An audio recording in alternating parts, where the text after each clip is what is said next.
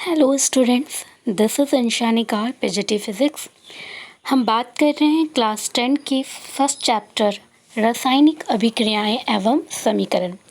इसका पहला भाग हम लास्ट एपिसोड यानी कि पिछले एपिसोड में कर चुके हैं और अब दूसरा भाग हम इस वीडियो में करेंगे।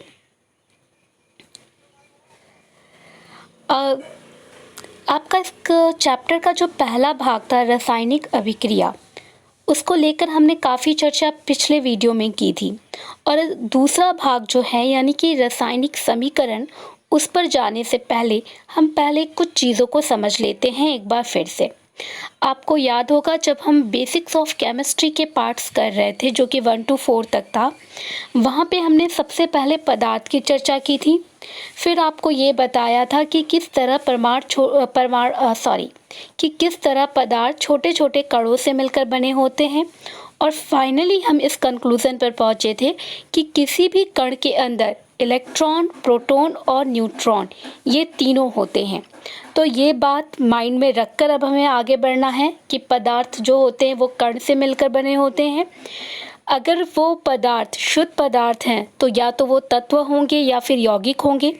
अगर तत्व के कणों की बात करें तो उन्हें हम परमाणु कहेंगे और उस परमाणु के अंदर इलेक्ट्रॉन, प्रोटॉन और न्यूट्रॉन ये तीनों होंगे। अब इसी कड़ी में नील्स बोर का परमाणु सिद्धांत मैं आपको याद दिलाना चाहूँगी। ये भी हम बेसिक्स ऑफ केमिस्ट्री में कर चुके हैं। नील्स बोर यहाँ पे हमने परमाणु सिद्धांत 4 परमाणु सिद्धांत हमने पढ़े थे। उसमें जो हमारा तीसरा परमाणु सिद्धांत था जो कि नील्स बोर का परमाणु सिद्धांत था, उसे हम यहाँ पे फिर से एक बार डिस्कस करेंगे। नील्स बोर ने क्या कहा था कि किसी भी परमाणु के बीच में धनावेशित कण यानी कि प्रोटॉन होते हैं, जबकि जो इलेक्ट्रॉन है उसके चारों ओर चक्कर काटते हैं और वो जिस रास्ते पर चलते हैं उसे हमने कक्षा यानी कि इंग्लिश में जिसे हम ऑर्बिट कहते हैं। उस टाइम तक यानी कि 1913 तक न्यूट्रॉन की खोज नहीं हुई थी, इसलिए नील्स बोर ने अपने परमाणु सिद्धांत में न्यूट्रॉन का जिक्र नहीं किया था। लेकिन अब हम ये जानते हैं कि किसी भी परमाणु में प्रोटॉन, न्यूट्रॉन और इलेक्ट्रॉन ये तीनों चीज़ें होती हैं। तो इतनी चीज़ें अभी तक हमें क्लियर हो गई नील्स बोर के परमाणु सिद्धांत से कि उसका जो नाभिक होता है वो बीच में होता है जहाँ पे प्रोटॉन और न्यूट्रॉन होते हैं और जबकि इलेक्ट्रॉन उसके बाहरी कक्षा में चक्कर लगाते हैं। अब यहाँ पे आगे बढ़ने से पहले हम कुछ चीज़ों को, कुछ शब्दावली को समझ लेते हैं। परमाणु संख्या क्या होती है? तो किसी भी तत्व में जो परमाणु होते हैं उनमें प्रोटॉन की संख्या उसकी परमाणु संख्या कहलाती है। प्रोटॉन की संख्या परमाणु संख्या कहलाती है। परमाणु द्रव्यमान क्या होता है? तो किसी भी तत्व में प्रोटॉन और न्यूट्रॉन की संख्या का योग उसका परमाणु द्रव्यमान कहलाता है। और तीसरा और सबसे महत्वपूर्ण चीज़ जो है वो है इलेक्ट्रॉनिक विन्यास। इससे पहले बेसिक्स ऑफ केमिस्ट्री में हमने देखा था कि किस तरह विभिन्न तत्वों में इलेक्ट्रॉनों की संख्या अलग अलग होती है। अब ये इलेक्ट्रॉन किस प्रकार व्यवस्थित होंगे किसी भी परमाणु में, किसी भी कक्षा में, वह कहलाता है इलेक्ट्रॉनिक विन्यास। और किसी भी कक्षा को हम n से दर्शाते हैं। इन सारी चीज़ों को ध्यान में रखते हुए अभी हमने कहा कि जो कक्षा होती है उसको हम n से दर्शाते हैं। तो ये फिर से एक नील्स बोर का परमाणु मॉडल है जहाँ पे ये जो बीच वाला पोर्शन आपको ब्लैक डॉट दिख रहा है वो इसकी नाभिक यानी कि न्यूक्लियस है। ये पहली कक्षा, दूसरी कक्षा, तीसरी कक्षा और चौथी कक्षा। पिछले स्लाइड में हमने देखा कि इस कक्षा को हम n से दिखाते हैं। तो n इज इक्वल टू 1 यानी कि पहली कक्षा, n इज इक्वल टू 2 यानी कि दूसरी कक्षा, n इज इक्वल टू 3 यानी कि तीसरी कक्षा और n इज इक्वल टू 4 यानी कि चौथी कक्षा। अब इनके एक एक हमने नाम रख लिए हैं। जैसे पहली कक्षा को हमने k से दिखाया, दूसरी को l से, तीसरी को m से और चौथे को n से। इन सारी चीज़ों को ध्यान में रखिएगा क्योंकि इसी के साथ हम अब आगे बढ़ने वाले हैं। इसके बाद जो इलेक्ट्रॉन विभिन्न कक्षाओं में भरे जाएंगे उनके लिए कुछ नियम है। कहीं पे भी वो नहीं रह सकते, या किसी भी कक्षा में कोई भी संख्या इलेक्ट्रॉनों की नहीं रह सकती। उसके लिए एक नियम है, एक्चुअल में 2 नियम हैं। पहला नियम ये कि किसी भी कक्षा में अधिकतम 2n² इलेक्ट्रॉन ही रह सकते हैं। 2n² क्या है, अभी हम इसे एक्सप्लेन करेंगे। फिलहाल आप इतना समझ लीजिए कि किसी भी कक्षा में अधिकतम इलेक्ट्रॉनों की जो संख्या है वो 2n² है। अब हम इस n का जो मतलब है वो एक्सप्लेन करते हैं। अभी हमने आपसे कहा कि कक्षा को हम n से दर्शाते हैं।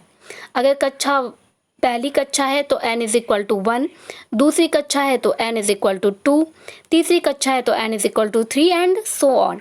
सपोज हमारी पहली कक्षा है तो उसमें इलेक्ट्रॉन की अधिकतम संख्या कितनी हो सकती है? n की जगह हम 1 रखेंगे, 2 × 1², यानी कि 2 × 1 एंड दैट इज 2। यानी कि पहली कक्षा में जो अधिकतम इलेक्ट्रॉनों की संख्या है वो केवल 2 हो सकती है। ये जो आपकी पहली कक्षा थी, इसमें अधिकतम इलेक्ट्रॉन यानी कि के कक्षा में कितने इलेक्ट्रॉन रह सकते हैं? केवल और केवल 2 इलेक्ट्रॉन रह सकते हैं। उसी तरह से हम n = 2 को लेते हैं तो 2 × 2²। अब n की जगह हमने क्या रखा? 2 रखा। 2 × 4 यानी कि 8। यानी कि जो दूसरी कक्षा है हमारी L, वहाँ पे अधिकतम कितने इलेक्ट्रॉन रह सकते हैं? 8 इलेक्ट्रॉन रह सकते हैं। यानी कि ये जो आपकी दूसरी कक्षा है L, इसमें अधिकतम 8 इलेक्ट्रॉन रह सकते हैं और पहले वाली में कितने रह सकते थे? 2 इलेक्ट्रॉन रह सकते थे। इसी तरह से अब हम n = 3 रखकर देखते हैं तो 2 × 3² यानी 2 × 9 यानी कि ये 18 हो गया। यानी कि तीसरी कक्षा में अधिकतम 18 इलेक्ट्रॉन रह सकते हैं। अब ये चीज़ मेरे ख्याल से आपको क्लियर हो गई होगी। पहली कक्षा में ज़्यादा से ज़्यादा 2 इलेक्ट्रॉन, दूसरी कक्षा में ज़्यादा से ज़्यादा 8 इलेक्ट्रॉन, तीसरी कक्षा में ज़्यादा से ज़्यादा 18 इलेक्ट्रॉन और चौथी में 32 इलेक्ट्रॉन, और इसी तरह से हम आगे बढ़ते जाएंगे। एक फॉर्मूला हमें पता है 2n², ठीक है। अब कितने इलेक्ट्रॉन हैं ये और किस कक्षा में किस तरह से वो भरे जाएंगे इसकी चर्चा हम आगे करेंगे। लेकिन आगे बढ़ने से पहले एक दूसरा नियम हमारे लिए जानना बहुत ही ज़रूरी है, और वो ये कि ठीक है, किसी भी कक्षा में 2n² इलेक्ट्रॉन रह सकते हैं, लेकिन बाहरी कक्षा में अधिकतम 8 इलेक्ट्रॉन ही रह सकते हैं। बाहरी कक्षा में अधिकतम 8 इलेक्ट्रॉन ही रह सकते हैं। तो 2 नियम हमको साथ लेकर चलने हैं। पहला, किसी भी कक्षा में 2n² इलेक्ट्रॉन ही अधिकतम रह सकते हैं, और दूसरा, बाहरी कक्षा में अधिकतम 8 इलेक्ट्रॉन ही रह सकते हैं। ये चीज़ें जैसे जैसे हम आगे बढ़ेंगे और भी आपको क्लियर होती जाएंगी। केवल आप अपना ध्यान 100% कंसंट्रेशन यहाँ पे दीजिएगा। अब एक और नया शब्द आपके लिए, संयोजकता। नया शब्द है लेकिन काफ़ी दिलचस्प और काफ़ी इंटरेस्टिंग है। संयोजकता क्या होती है? तो इलेक्ट्रॉन लेने या देने की क्षमता किसी भी तत्व की संयोजकता कहलाती है। अभी हमने कहा कि जो भी पदार्थ होते हैं उनके कण होते हैं, परमाणु होते हैं, तो परमाणु में इलेक्ट्रॉन, प्रोटॉन और न्यूट्रॉन होते हैं, और इलेक्ट्रॉन जो होता है वो बाहरी कक्षा में चक्कर लगाता रहता है। लेकिन अब हम ये कह रहे हैं कि ये ज़रूरी नहीं है कि वो इलेक्ट्रॉन हमेशा उसके पास रहे। कोई भी परमाणु, कोई भी तत्व अपना इलेक्ट्रॉन दे भी सकता है और दूसरे का इलेक्ट्रॉन ले भी सकता है। भाई, अब आपके जहन में ये प्रश्न आ रहा होगा कि ये लेने देने की, लेन देन वाली बात कहाँ से आ गई? तो जाहिर सी बात है, अगर 2 दोस्त हैं और दोनों के बीच में कुछ सामान की, जैसे मान लीजिए मुझे चाय बनानी है और आपको भी चाय बनानी है, मेरे पास चीनी नहीं है और आपके पास चाय पत्ती नहीं है, तो हम क्या करेंगे? मैं आपसे चीनी ले लूँगी, आप मुझसे चाय पत्ती ले लेना, बन गई हम दोनों की चाय। तो वही चीज़ यहाँ पे भी होती है। इलेक्ट्रॉन, जो विभिन्न तत्व हैं, वो आपस में इलेक्ट्रॉनों की लेन देन करते हैं। किस लिए? हमारी तरह अपनी आवश्यकता को पूरी करने के लिए। दो तत्व, तीन तत्व जो भी हैं वो आपस में इलेक्ट्रॉनों की लेन देन करते हैं। सिर्फ इलेक्ट्रॉन की, प्रोटॉन और न्यूट्रॉन की नहीं। कारण स्पष्ट है, प्रोटॉन और न्यूट्रॉन बीच में केंद्र में हैं, जबकि जो इलेक्ट्रॉन है वो उनके बाहरी कक्षा में चक्कर लगा रहे हैं। तो जाहिर सी बात है कि बाहर के जो इलेक्ट्रॉन हैं उनका लेन देन आसान होता है और प्रोटॉन और न्यूट्रॉन का लेन देन वहाँ पे संभव नहीं है।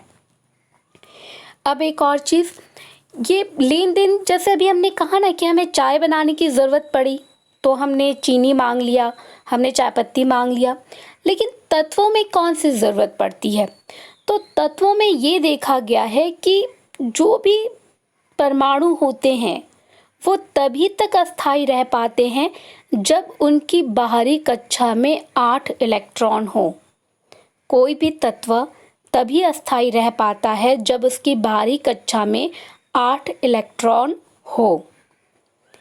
अब आपको समझ में आया, जो इससे पहले वाली स्लाइड में जो हमने कहा था कि बाहरी कक्षा में अधिकतम 8 इलेक्ट्रॉन ही रह सकते हैं, इसका मतलब क्या था? क्योंकि किसी भी तत्व को अपने अस्थायी तत्व को बनाए रखने के लिए बाहरी कक्षा में 8 इलेक्ट्रॉन की आवश्यकता होती है। लेकिन इसमें एक अपवाद भी है। वो क्या है? वो हीलियम का अपवाद है। हीलियम, और हम आगे चलकर देखेंगे कि हाइड्रोजन भी इसका एक अपवाद है। हीलियम की बाहरी कक्षा में केवल 2 इलेक्ट्रॉन हैं और वो पूरी तरह से अस्थायी है, स्टेबल है। इसको और बेहतर तरीके से समझने के लिए हम आगे एग्जाम्पल्स देखेंगे। लीजिए, हमारे एग्जाम्पल्स शुरू हो गए। सबसे पहले बात हाइड्रोजन की। मैं आपको बार बार रिपीट कर रही हूँ कि इस वीडियो को देखने से पहले आप बेसिक्स ऑफ केमिस्ट्री के चारों वीडियो को ज़रूर देख लें। अगर आप नहीं देखे हैं तो आपको डेफिनेटली यहाँ पे कुछ भी समझ में नहीं आने वाला है। या तो आपके पास अगर वो नॉलेज ऑलरेडी है तो बहुत अच्छी बात है, और अगर नहीं है तो इस वीडियो को देखने से पहले बेसिक्स ऑफ केमिस्ट्री के चारों पार्ट्स को देखना बेहद ज़रूरी है। अगर आप लोगों ने उन बेसिक्स ऑफ केमिस्ट्री के भागों को देखा है, उनके पार्ट्स को देखा है, तो आपको याद होगा कि हाइड्रोजन के पास केवल 1 इलेक्ट्रॉन और 1 प्रोटॉन है। ठीक है, बात अब हम प्रोटॉन न्यूट्रॉन की नहीं करेंगे, बात अब हम सिर्फ इलेक्ट्रॉन की करेंगे। तो सपोज ये हमारा हाइड्रोजन है और इसके नाभिक में कहीं प्रोटॉन होगा। बचा हमारा 1 इलेक्ट्रॉन, ये हमारा 1 इलेक्ट्रॉन है। अब देखिए, हम जानते हैं कि बाहरी कक्षा में 8 इलेक्ट्रॉन अगर होता तो ये हमारा स्टेबल होता, लेकिन 7 इलेक्ट्रॉन किसी से लेना आसान काम नहीं है। मुझे चाय बनानी है तो ठीक है भैया, कोई मुझे 1 चम्मच चीनी दे देगा। अब मैं उसे चीनी, चाय पत्ती, चाय मसाला सारी चीज़ें ले लूँ, दूध ले लूँ, तो कौन मुझे देगा? तो बेहतर यही होगा कि चाय बनाने का विचार मैं छोड़ दूँ। वैसा ही हाइड्रोजन के साथ भी होता है। हाइड्रोजन की बाहरी कक्षा में केवल 1 इलेक्ट्रॉन है, तो या तो वो हीलियम उसके, मैंने कहा कि हीलियम एक, इससे पहले मैंने कहा था कि हीलियम एक अपवाद है जिसकी बाहरी कक्षा में 2 इलेक्ट्रॉन है और वो स्टेबल है। तो या तो हाइड्रोजन 1 इलेक्ट्रॉन को लेकर हीलियम की तरह स्टेबल हो जाए, या फिर इसके पास जो एक लौता इलेक्ट्रॉन है उसे भी ये दान कर दे। यानी कि ये कितने इलेक्ट्रॉन ले या दे सकता है? 1 इलेक्ट्रॉन ले सकता है या फिर 1 इलेक्ट्रॉन दे सकता है। तो इसकी संयोजकता कितनी हो गई? 1। और हमने पढ़ा है कि ये जो पहली कक्षा होती है उसे हम K से दर्शाते हैं। तो ये रही हमारी पहली कक्षा और ये हो गई इलेक्ट्रॉन की संख्या 1। अब इसी तरह से चलिए हीलियम पे चलते हैं। हीलियम के पास 2 इलेक्ट्रॉन हैं, ये इसकी पहली कक्षा K है, और यहाँ पे पहली कक्षा में 2 इलेक्ट्रॉन हो गए। और चूंकि ये बड़े मज़े में है, 2 इलेक्ट्रॉन के साथ ये बहुत खुश है, इसका सारा काम चल जा रहा है, ये स्टेबल है, तो इसे ना तो इलेक्ट्रॉन लेने की ज़रूरत है और ना ही इलेक्ट्रॉन देने की ज़रूरत है, और इसलिए इसकी संयोजकता 0 है। आइए और बेहतर तरीके से समझते हैं। बात करते हैं लिथियम की। लिथियम में कुल इलेक्ट्रॉन जो होते हैं वो 3 होते हैं। बेसिक्स ऑफ केमिस्ट्री में आपने देखा होगा। अब पहली कक्षा लिथियम, ये जो हम यहाँ पे 3 हमने ब्रैकेट में लिखा है, ये इलेक्ट्रॉन की संख्या हमारा बता रहा है। लिथियम के 2 इलेक्ट्रॉन, पहली कक्षा में अधिकतम कितने इलेक्ट्रॉन रह सकते हैं? 2। और दूसरी कक्षा में कितने इलेक्ट्रॉन रह सकते हैं अधिकतम? 8 इलेक्ट्रॉन। तो पहली कक्षा में तो उसके 2 इलेक्ट्रॉन आ गए। अब बचा 1 इलेक्ट्रॉन, वो कहाँ जाएगा? तो वो इस दूसरी कक्षा में यानी कि L में चला गया। अब इसके साथ जो हाइड्रोजन के साथ प्रॉब्लम थी, वही प्रॉब्लम लिथियम के साथ भी है। अगर उसे अपनी बाहरी कक्षा में 8 इलेक्ट्रॉन चाहिए तो उसे 7 इलेक्ट्रॉन लेने होंगे। तो भैया कौन इतना देनदार है जो उसे 7 इलेक्ट्रॉन देगा? तो उसके पास एक ही ऑप्शन है कि वो जो ये इकलौता इलेक्ट्रॉन है उसे भी ये दान कर दे। यानी कि ये कितने इलेक्ट्रॉन दे सकता है? 1 इलेक्ट्रॉन दे सकता है। तो इसकी संयोजकता कितनी हो गई? 1। समझ में आ रहा है? चीज़ें धीरे धीरे क्लियर हो रही होंगी। अब बात करते हैं हम बेरिलियम की, जिसके पास कुल इलेक्ट्रॉन 4 हैं। पहली कक्षा में तो अधिकतम 2 इलेक्ट्रॉन रह सकते थे, 2 इलेक्ट्रॉन आके बैठ गए। दूसरी कक्षा में 8 रह सकते हैं, लेकिन उसके पास 8 है नहीं। अब 2 तो वो पहले ही पहली कक्षा में बैठा चुका है, अब केवल वो और 2 इलेक्ट्रॉन को बैठा सकता है।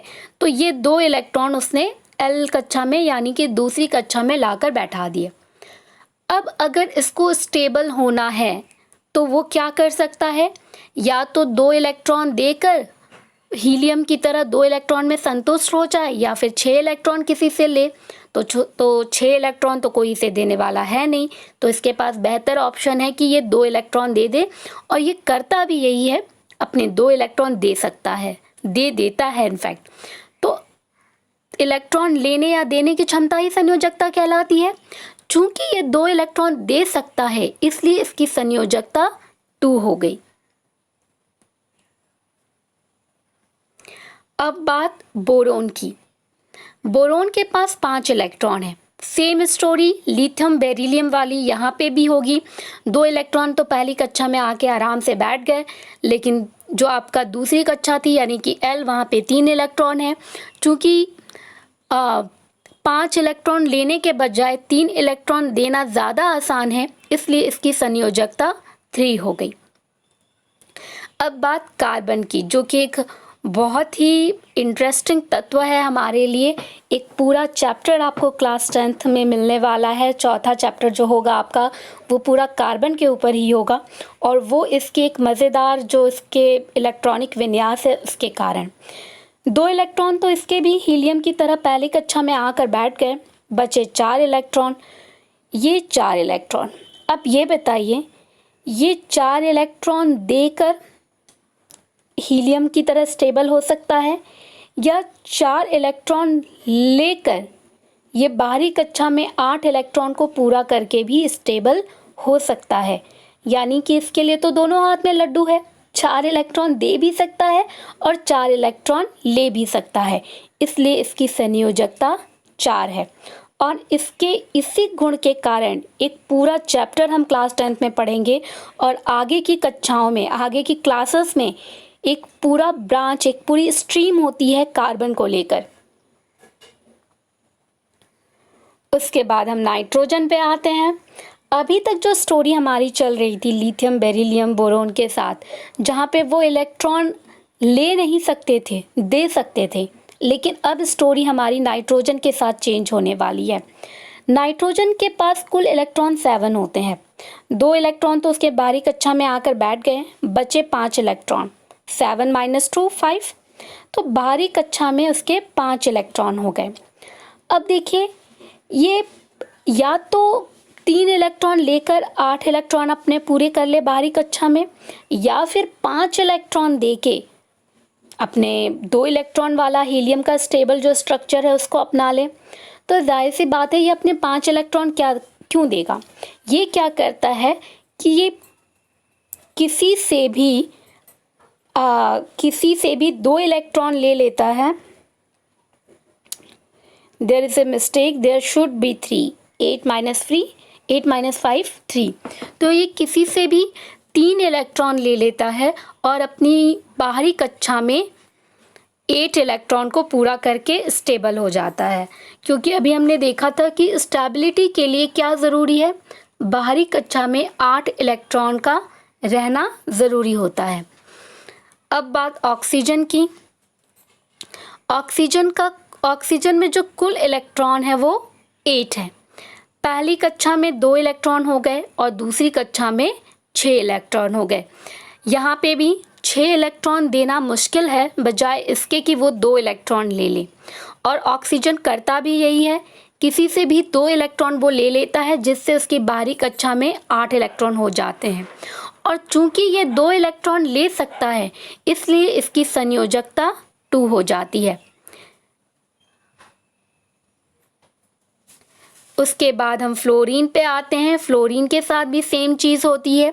वो केवल अगर 1 इलेक्ट्रॉन किसी से ले ले तो उसके बाहरी कक्षा में 8 इलेक्ट्रॉन हो जाएंगे, इसलिए वो 1 इलेक्ट्रॉन ले लेता है। और 1 इलेक्ट्रॉन लेने की क्षमता होने के कारण इसकी संयोजकता फ्लोरीन है।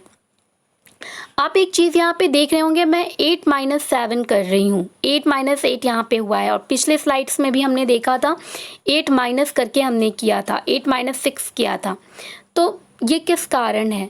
बाहरी कक्षा में 8 इलेक्ट्रॉन हो रहे हैं, तो इतना आप ध्यान दीजिएगा। 4 तक तो आप जिस तरह से कर रहे हो, बाहरी कक्षा में जितने इलेक्ट्रॉन हैं उतनी ही उसकी संयोजकता हो जाएगी।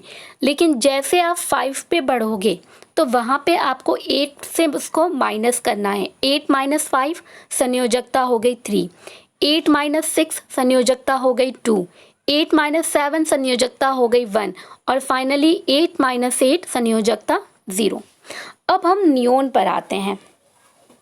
नियोन के बाहरी पहली कक्षा में 2 इलेक्ट्रॉन, ठीक है, के 2 इलेक्ट्रॉन हो गए। दूसरा L, यहाँ पे 8 इलेक्ट्रॉन है। यानी कि जिस तरह से हीलियम स्टेबल था उसी तरह से नियॉन भी स्टेबल है। इसे ना तो इलेक्ट्रॉन देने की ज़रूरत है और ना ही इलेक्ट्रॉन लेने की ज़रूरत है, ये ऑलरेडी स्टेबल है, तो इसलिए इसकी संयोजकता 0 है।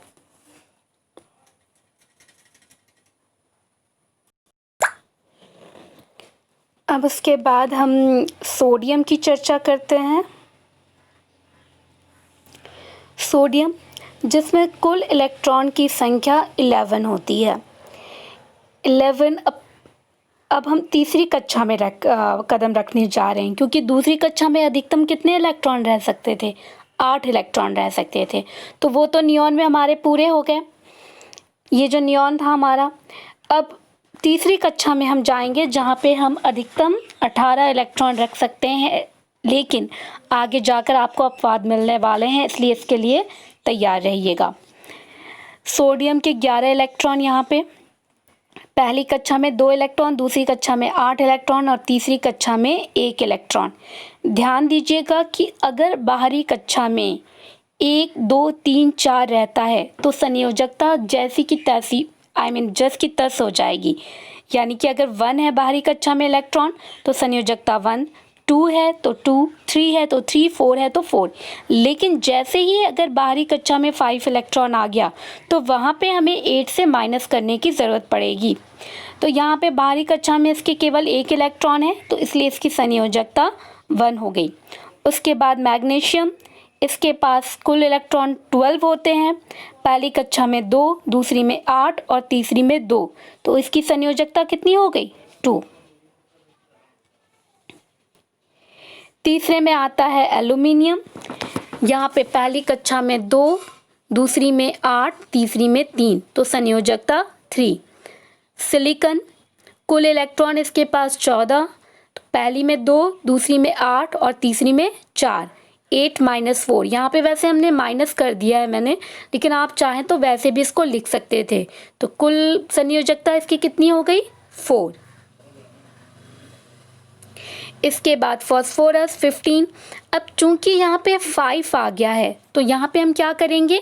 माइनस करना शुरू करेंगे। 8-5, 3। फास्फोरस की संयोजकता 3। सल्फर की संयोजकता, इसके बाद सल्फर है जिसके पास कुल इलेक्ट्रॉन 16 है। पहली कक्षा में 2, दूसरी में 8, तीसरी में 6, तो इसकी संयोजकता 2। इसके बाद क्लोरीन, क्लोरीन के पास कुल इलेक्ट्रॉन 17 होता है। पहली कक्षा में 2, दूसरी में 8, तीसरी में 7 और 8 - 7 1।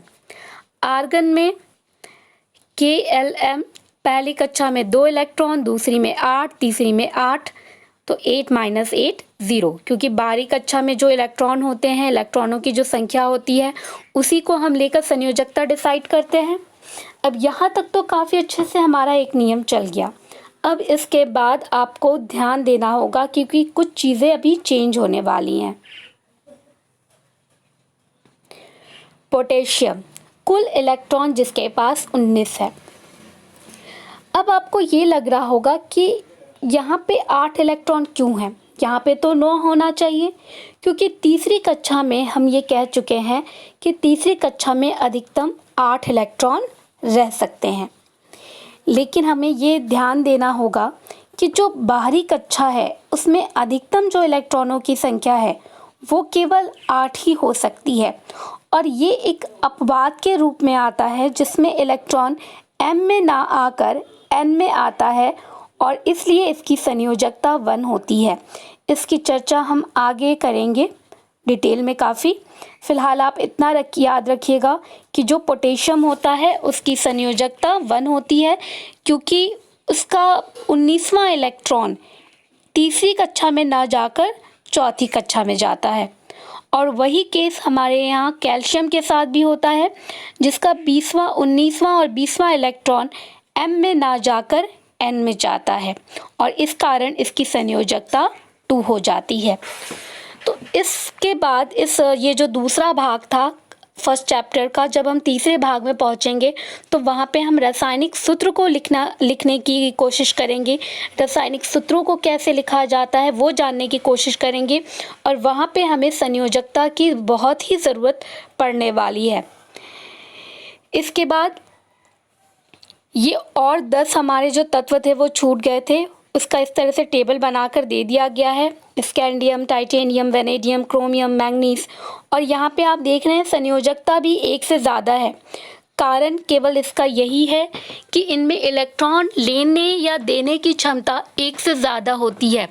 टाइटेनियम का जैसे एग्जाम्पल लें तो वो 2 इलेक्ट्रॉन भी दे सकता है, 3 भी दे सकता है, 4 भी दे सकता है, इसलिए उसकी संयोजकता 2, 3 और 4 ये तीनों हैं। और इस टेबल को आप लोग अपने नोटबुक में लिखकर अच्छी तरह से याद कर लीजिएगा। जब वीडियो ये चल रहा होगा तो इस वीडियो को पॉज करिएगा, और यहाँ पे जो मोनोवैलेंट है इसका मतलब संयोजकता 1, एक्चुअल में ये इंग्लिश वर्ड सब है। वैलेंसी चार्ट, ये वैलेंसी का मतलब होता है संयोजकता, और मोनोवैलेंट यानी कि वैलेंसी 1।